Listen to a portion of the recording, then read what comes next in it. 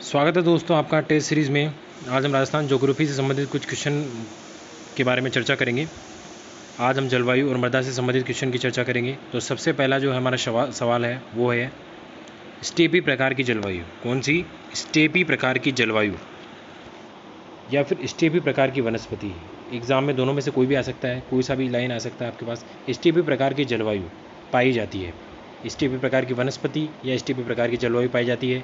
आपके पास ऑप्शन है शुष्क प्रदेश, अर्ध शुष्क प्रदेश, आर्द्र प्रदेश और उपाद्र प्रदेश। तो आपको इसका जवाब देना है कि स्टेपी प्रकार की जलवायु जो है वो कहाँ पाई जाती है? शुष्क प्रदेश में, अर्ध शुष्क प्रदेश में, आर्द्र प्रदेश में या उपाद्र प्रदेश में। जवाब दीजिए। तो इसका आंसर है अर्ध शुष्क प्रदेश में। कौन से प्रदेश में? अर्ध शुष्क प्रदेश में। अर्ध शुष्क प्रदेश में जो वनस्पति पाई जाती है उसे क्या कहते हैं? स्टेपी प्रकार की। कौन सी? स्टेपी प्रकार की वनस्पति कहते हैं। उसमें मुख्यतः आप देखेंगे तो रोहिड़ा, खेजड़ी, इस प्रकार के वृक्ष स्टेपी प्रकार की जलवायु में आते हैं। शुष्क प्रदेश जो है यहाँ पर जीरोफाइट, मरुद्भिद, कौन से?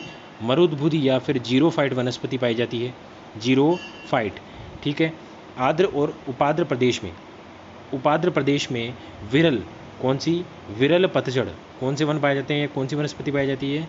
विरल पतझड़ वनस्पति पाई जाती है, विरल पतझड़। जबकि आर्द्र में सघन पतझड़। कौन से? सघन पतझड़ जो है इस प्रकार के आपको वनस्पति देखने को मिलती है। तो स्टेपी प्रकार की जलवायु जो है ये किस क्षेत्र में पाई जाती है? अर्ध शुष्क प्रदेश में पाई जाती है। अर्ध शुष्क प्रदेश से मेरा मतलब है जोधपुर, इसके अलावा पाली, बाड़मेर, नागौर, इसके आसपास का क्षेत्र है वो स्टेपी प्रकार की जलवायु के लिए प्रसिद्ध है। अगला सवाल है कि थार का जो मरुस्थल है, थार के मरुस्थल को दो भागों में बांटती है। कौन सी वर्षा रेखा है जो थार के मरुस्थल को दो भागों में बांटती है? ऑप्शन है 50 सेंटीमीटर वर्षा रेखा, 25 सेंटीमीटर वर्षा रेखा, 75 सेंटीमीटर वर्षा रेखा या 100 सेंटीमीटर वर्षा रेखा। तो इसका जवाब दीजिए आप कि थार को दो भागों में बांटती है, 50 सेंटीमीटर, 25 सेंटीमीटर, 75 सेंटीमीटर या 100 सेंटीमीटर वर्षा रेखा। तो इसका आंसर है 25 सेंटीमीटर वर्षा रेखा। 25 सेंटीमीटर वर्षा रेखा थार को, किसको? थार को दो भागों में बांटती है, जबकि 50 सेंटीमीटर वर्षा रेखा राजस्थान को दो भागों में बांटती है। इसको आपको ध्यान रखना है। ठीक है, 50 सेंटीमीटर वर्षा रेखा राजस्थान को, जबकि 25 सेंटीमीटर वर्षा रेखा थार को दो भागों में बांटती है। अगला क्वेश्चन है कि पश्चिमी राजस्थान में बारिश नहीं होने का मुख्य कारण है या बारिश कम होने का मुख्य कारण है, कौन सा है? मुख्य कारण मैंने यहाँ क्वेश्चन में है कि मुख्य कारण जो है क्या हो सकता है? मरुस्थल का होना, अरावली की स्थिति, शुष्क जलवायु या उपरोक्त सभी। आपको इसका आंसर देना है कि पश्चिमी राजस्थान जो है इसमें बारिश नहीं होने का मुख्य कारण क्या है। जवाब दीजिए आप। इसका आंसर है अरावली की स्थिति। अरावली की स्थिति जो है वो दिक् स्थिति बोलते हैं इसको। ये राजस्थान का एक मैप है। इसमें क्या होती है, अरावली जो है इस तरह से है, अरावली थोड़ा तिरछी है और इस तिरछेपन के कारण पश्चिमी मरुस्थल में गर्मी पड़ने पर जो है वहाँ का वायुदाब निम्न वायुदाब हो जाता है। हवा जरूर आकर्षित कर लेता है, हवा को खींच लेता है, किंतु अरावली की स्थिति की वजह से अरब सागर से जो मानसून आता है वो सिरोही में बारिश कर देता है, किंतु इसके समांतर निकल जाता है। जबकि जो बंगाल की खाड़ी से मानसून आता है वो यहाँ अरावली से टकराकर यहीं पे बारिश कर देता है और यही कारण है कि पश्चिमी राजस्थान में बहुत कम बारिश होती है, न के बराबर बारिश होती है। अगला क्वेश्चन है कि सर्वाधिक वार्षिक तापांतर वाला जिला है जैसलमेर, चूरू, जोधपुर या अजमेर। तो इसका आपका जवाब देना है कि सर्वाधिक वार्षिक तापांतर वाला जिला कौन सा है? जैसलमेर, चूरू, जोधपुर या अजमेर। तो इसका आंसर है चूरू। ठीक है। यदि एग्जाम में वार्षिक तापांतर का आता है लिखा हुआ वार्षिक तापांतर, तो वार्षिक तापांतर जो है वो चूरू में, जबकि दैनिक तापांतर यदि आता है तो वो है जैसलमेर में। यदि दैनिक तापांतर एग्जाम में पूछा जाए तो उसका आंसर है जैसलमेर। यहाँ पूछा गया है वार्षिक तापांतर, तो उसका जो आंसर है वो है चूरू। अगला क्वेश्चन है कि राजस्थान में सर्वाधिक वर्षा किस मानसून से होती है। राजस्थान में जो सर्वाधिक वर्षा है किस मानसून के कारण होती है, तो ऑप्शन है उत्तरी पूर्वी मानसून, दक्षिणी पूर्वी मानसून, दक्षिण पश्चिम मानसून या पूर्वी मानसून। तो आपको जवाब देना है इसका कि राजस्थान में सर्वाधिक वर्षा किस मानसून से होती है, उत्तरी पूर्वी, दक्षिणी पूर्वी, दक्षिण पश्चिम या पूर्वी मानसून। तो जल्दी से इसका आंसर बताइए। इसका आंसर है दक्षिणी पश्चिम मानसून, दक्षिण पश्चिम मानसून। राजस्थान में वर्षा का जो मुख्य कारण है दक्षिण पश्चिम मानसून है। मैंने इससे पहले भी चर्चा की है। दक्षिण पश्चिम मानसून है, उसी की दो शाखाएं हैं, अरब सागर और बंगाल की खाड़ी। अरब सागर से 10% और बंगाल की खाड़ी से 90% बारिश होती है। अगला क्वेश्चन है कि राजस्थान का कौन सा जिला सम जलवायु, कौन सी जलवायु, सम जलवायु का अर्थ होता है कि वर्ष में लगभग या अधिकतर समय जलवायु का समान बने रहना। तो सम जलवायु वाला क्षेत्र कौन सा है, सम जलवायु वाला क्षेत्र है उदयपुर। कौन सा है, उदयपुर। जलवायु अधिकतर समय तक सेम रहती है, लेकिन यहाँ मौसम के हिसाब से जलवायु की बात की गई है। सम जलवायु का अर्थ बताया गया है कि वर्ष में अधिकतर समय पर मौसम जो है एक जैसा रहता है और उसे क्या कहते हैं, सम जलवायु। कौन सी जलवायु, सम जलवायु। तो कौन सा जिला है, उदयपुर जिला।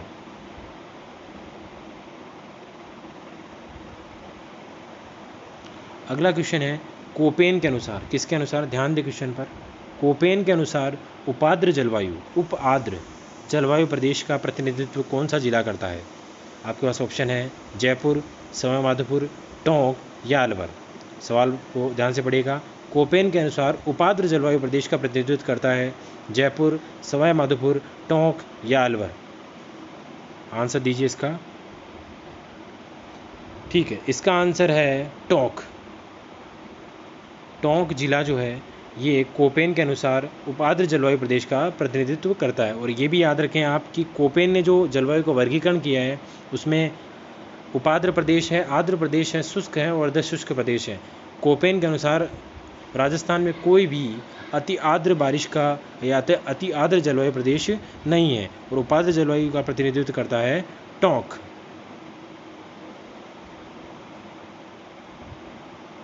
अगला क्वेश्चन है कि सेम की समस्या, कौन सी समस्या, सेम की समस्या से सर्वाधिक ग्रसित जिले हैं। सर्वाधिक ग्रसित जिले कौन से हैं, तो सीकर झुंझुनू, गंगानगर हनुमानगढ़, अजमेर नागौर या जैसलमेर बाड़मेर। सवाल वापस बोलता हूं मैं, सेम की समस्या, कौन सी समस्या, सेम की समस्या से सर्वाधिक ग्रसित जिले हैं सीकर झुंझुनू, गंगानगर हनुमानगढ़, अजमेर नागौर या जैसलमेर बाड़मेर।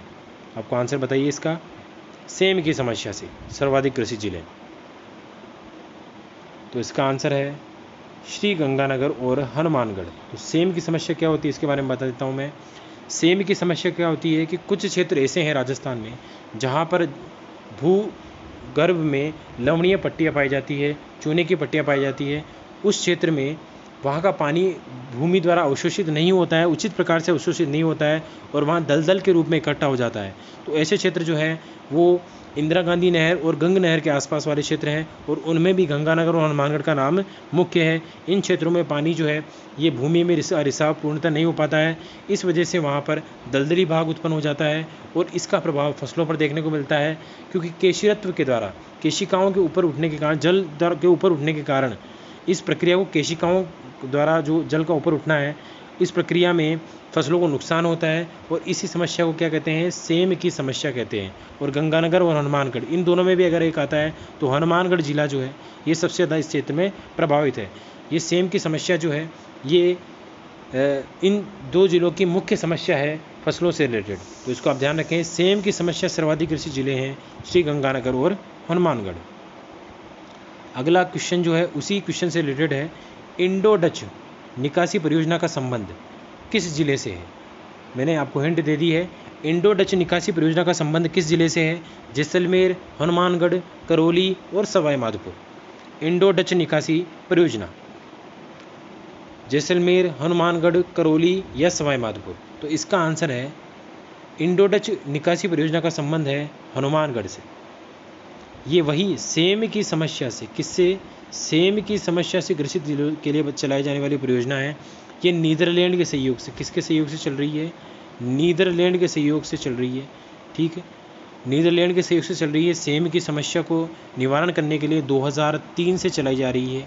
ठीक है, इस परियोजना के अंतर्गत सेम की समस्या से जो प्रभावित ज़िले हैं उसमें नीदरलैंड के सहयोग से ये निकासी परियोजना चल रही है।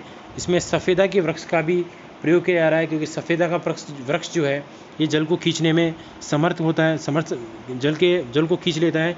इसीलिए इन क्षेत्रों में सफ़ेदा के वृक्ष को भी बढ़ावा दिया जा रहा है, और यही परियोजना है इंडो डच निकासी परियोजना। ठीक है, अगला क्वेश्चन है,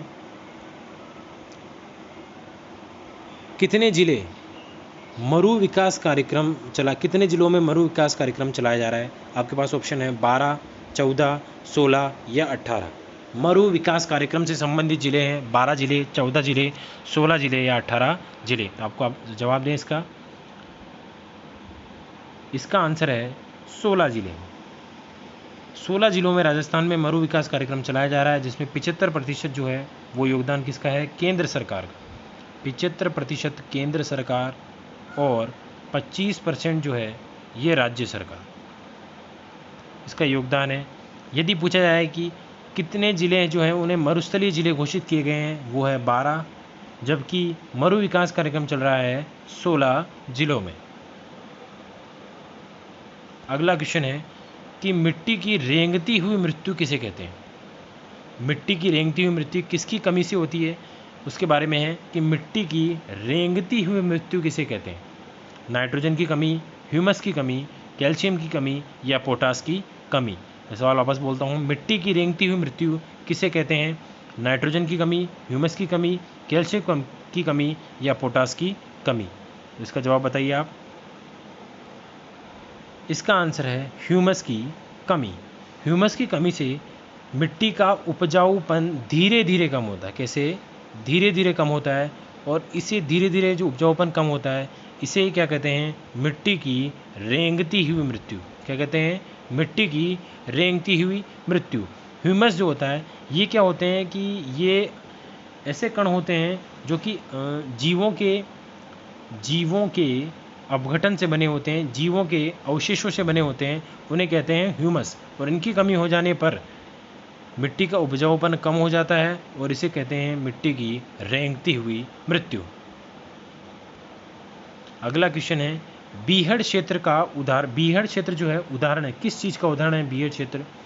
लंबवत अपरदन का, समांतर अपरदन का, दोनों का या चादर अपरदन का? ध्यान से पढ़ें, बीहड़ क्षेत्र जो है ये उदाहरण है किस अपरदन का? उदाहरण है लंबवत अपरदन का, समांतर अपरदन का, दोनों का या चादर अपरदन का? तो आंसर बताइए आप इसका। बीहड़ क्षेत्र किसका उदाहरण है? तो इसका आंसर है लंबवत अपरदन। लंबवत अपरदन है उसे क्या कहते हैं? जल अपरदन। तो अब जल अपरदन जो है वो कॉमन शब्द हो गया है, इसका अन्य नाम क्या है? लंबवत अपरदन। जल अपरदन का अन्य नाम है लंबवत अपरदन या अवनालिका अपरदन।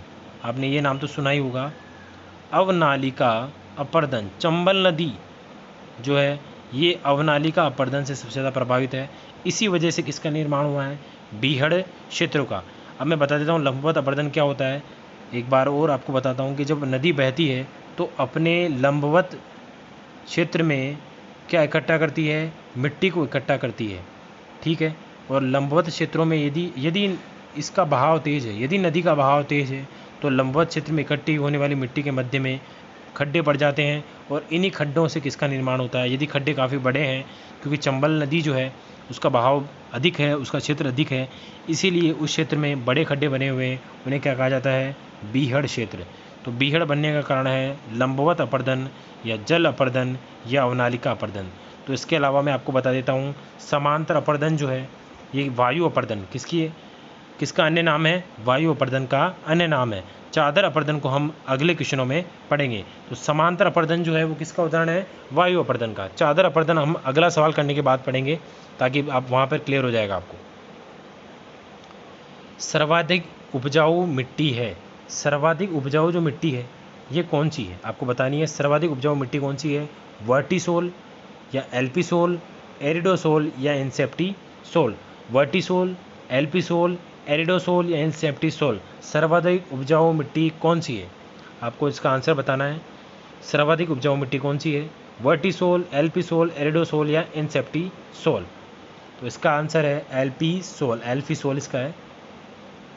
एल्फिसोल जो है ये कहाँ पाई जाती है? पूर्वी मैदानी प्रदेशों में। कहाँ पाई जाती है? पूर्वी मैदानी प्रदेशों में। पूर्वी मैदानी प्रदेशों में, ठीक है। और इसके उपजाऊपन का कारण कोई बता सकता है? इसके उपजाऊपन का कारण है नाइट्रोजन स्थिरीकरण जो है। क्या? नाइट्रोजन स्थिरीकरण जो है तीव्र गति से होता है। इसे जलोढ़ मिट्टी भी कहते हैं। और नाइट्रोजन स्थिरीकरण जो होता है तीव्र गति से होता है। पोषक तत्व जो हैं अच्छी तरह से फसलों को मिल जाते हैं, अच्छी तरह से पादपों को मिल जाते हैं। इसीलिए कौन सी है? सर्वाधिक उपजाऊ मिट्टी है। वर्टिसोल मिट्टी है, ये दक्षिणी पूर्वी पठारी प्रदेश की तरफ पाई जाती है। एरिडोसोल पश्चिमी मरुस्थल की तरफ, और इनसेप्टिसोल अरावली पर्वतीय प्रदेश की तरफ पाई जाने वाली मिट्टी है। इन सबसे में सबसे उपजाऊ है एल्पिसोल। अगला क्वेश्चन है रेगूर मिट्टी। कौन सी मिट्टी? रेगूर मिट्टी कहाँ पाई जाती है? ये तो बहुत ही इजी क्वेश्चन है, सबको आना चाहिए। रेगूर मिट्टी कहाँ पाई जाती है? अरावली प्रदेश में, हाड़ौती प्रदेश में, मैदानी प्रदेश में या मरुस्थलीय प्रदेश में? रेगूर मिट्टी जो है ये कहाँ पाई जाती है आपको बताना है। और इसका आंसर जो है वो है हाड़ौती प्रदेश में। कहाँ? हाड़ौती प्रदेश में। इसका अन्य नाम है काली मिट्टी। और काली मिट्टी पोटाश और कैल्शियम की मात्रा इसमें अच्छी रहती है और कपास की फसल के लिए उपयोगी होती है। कौन सी मिट्टी? काली मिट्टी का अन्य नाम है रेगूर मिट्टी। और अंतिम सवाल है ये वो है कि चादर अपरदन से सर्वाधिक प्रभावित जिले कौन से हैं? चादर अपरदन से सर्वाधिक प्रभावित जिले कौन से हैं? जयपुर, अलवर, सीकर, झुंझुनू, सिरोही, राजसमंद या जैसलमेर, बीकानेर? मैं वापस बोलता हूँ, चादर अपरदन से सर्वाधिक प्रभावित जिले कौन से हैं? जयपुर, अलवर, सीकर, झुंझुनू, सिरोही, राजसमंद या जैसलमेर, बीकानेर? आपको आंसर बताना है इसका। चादर अपरदन से सर्वाधिक प्रभावित जिले, और इसका आंसर है सिरोही, राजसमंद। अब मैं बताता हूँ आपको चादर अपरदन क्या होता है।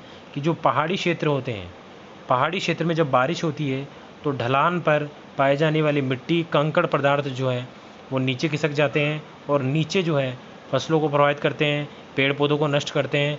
तो इसे कहते हैं चादर अपरदन। और चादर अपरदन हमेशा याद रखें ऐसे क्षेत्रों में होता है जहाँ एक तो बारिश होती है काफ़ी मात्रा में, और उस क्षेत्र में जहाँ पर्वत या पठार पाए जाते हैं। तो सिरोही, राजसमंद जो क्षेत्र है इसमें सर्वाधिक बोला है मैंने। इसके अलावा कुछ क्षेत्र जैसे पठारी क्षेत्रों में भी अपरदन होता है ये, लेकिन सर्वाधिक जो है सिरोही, राजसमंद में ये अपरदन होता है, चादर अपरदन। तो ये थे आपके कुछ महत्वपूर्ण प्रश्न। अगर आपको पसंद आए तो लाइक और शेयर कीजिए, और ज्योग्राफी बाय राघवेंद्र सर आप देखते रहिए। Thank you.